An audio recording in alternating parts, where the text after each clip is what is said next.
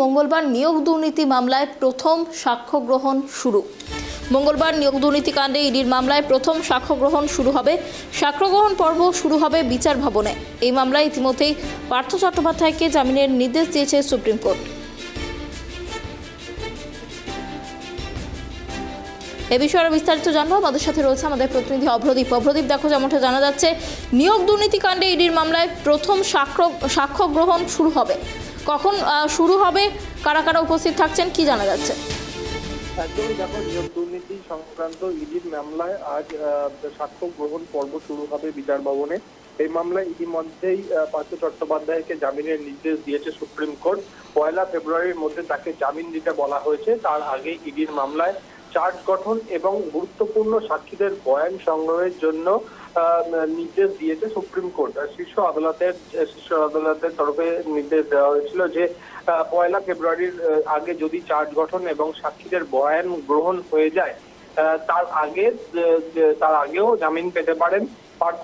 সেই মতো আজ থেকে নিয়োগ দুর্নীতি সংক্রান্ত ইডির মামলায় সাক্ষ্য গ্রহণ শুরু হচ্ছে। গুরুত্বপূর্ণ সাক্ষী হিসেবে এই মামলায় 3 জনের নাম জমা দিয়েছে ইডি। তাদের আজ সাক্ষ্য গ্রহণ পর্ব শুরু হতে চলেছে আর কিছুক্ষণের মধ্যেই।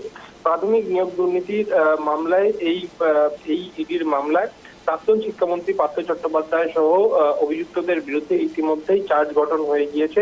মঙ্গলবার এই মামলা সাক্ষ্য গ্রহণ শুরু হওয়ার কথা রয়েছে।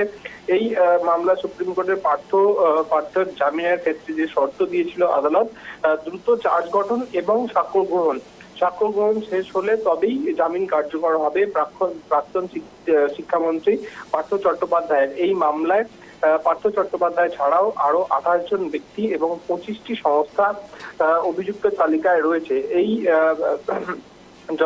এই মামলায় আজ মঙ্গলবার এবং পরবর্তী 20 জানুয়ারি এবং 27 জানুয়ারি যথাক্রমে 3 জন সাক্ষীর বয়ান পর্যবেক্ষণ এবং লিপিবদ্ধ করবেন বিচার ভবনের সিবিআই এর বিশেষ আদালতের বিচারক।